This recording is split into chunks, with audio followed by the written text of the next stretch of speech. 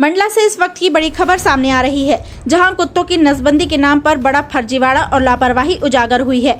बता दें 10 अप्रैल को पशु प्रेमी निशा सिंह की सूचना के बाद मिंझिया इलाके में एक घर पर छापेमारी की गई, जहां से चौंकाने वाला खुलासा हुआ। जांच टीम ने मौके पर श्वानों के 795 अंग असुरक्षित हालत में बरामद किए। इस मामले में नगरपालिका और पशु विभाग की शिकायत के आधार पर कोतवाली पुलिस ने मां अम्बे नर्मदा इंटरप्राइजेज एनजीओ के 5 लोगों के खिलाफ एफआईआर दर्ज कर ली है। आरोपियों की गिरफ्तारी के लिए लगातार दबिश दी जा रही है। दरअसल साल 2022-23 में इसी एनजीओ को मंडला में कुत्तों की नसबंदी का टेंडर मिला था और बाद में फिर टेंडर मिलने पर इन्हीं अंगों को दिखाकर फर्जी बिल लगाने की मंशा से अंगों को संभाल कर रखा गया था। जांच में सामने आया कि कुत्तों के इन अंगों को बेहद असुरक्षित तरीके से रखा गया था, जिससे गंभीर स्वास्थ्य खतरा पैदा हो सकता था।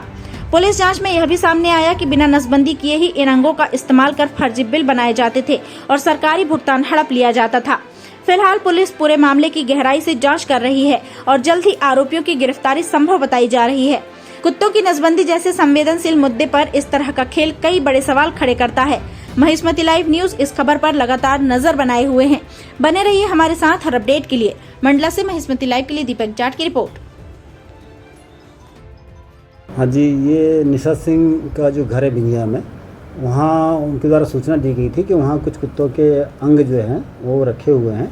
इस पर से पुलिस के साथ साथ नगरपालिका, पशु चिकित्सा विभाग से, तहसील से टीमें गई थी और उनके द्वारा वहाँ देखा गया था कि कुछ अंग रखे हुए हैं जो उनको नगरपालिका और पशु चिकित्सा विभाग द्वारा संज्ञान में लिया गया और फिर नगरपालिका के द्वारा एक आवेदन पत्र दिया गया था थाने को, जिसकी जांच पर से थाना कोतवाली के द्वारा संपूर्ण दस्तावेजों को एकत्र किया गया, जानकारी बुलाई गई।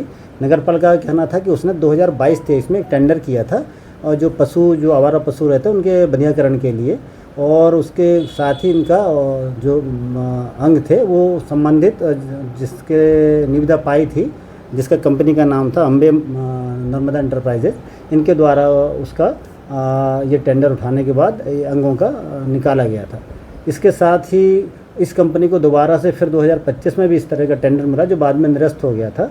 और ये जो अंग पाए गए, इस संबंध में पुलिस ने जो जांच की, उसमें वेटनरी मतलब पशु चिकित्सा विभाग से, नगरपालिका से पूरे दस्तावेज और जानकारी लेने के बाद इसमें पाया, जो पशु चिकित्सा विभाग ने लिख के दिया है पुलिस को, कि इसमें कुछ ऐसे अंग थे करीब 20-30 के आसपास, जो मतलब सुरक्षित नहीं रखे गए थे और जिनसे पब्लिक के लिए, जनता के लिए गंभीर संकट पैदा हो सकता था। इस पर से पुलिस ने बीएनएस की धारा 271 और 5(3) के तहत प्रकरण दर्ज करके विवेचना में लिया हुआ है।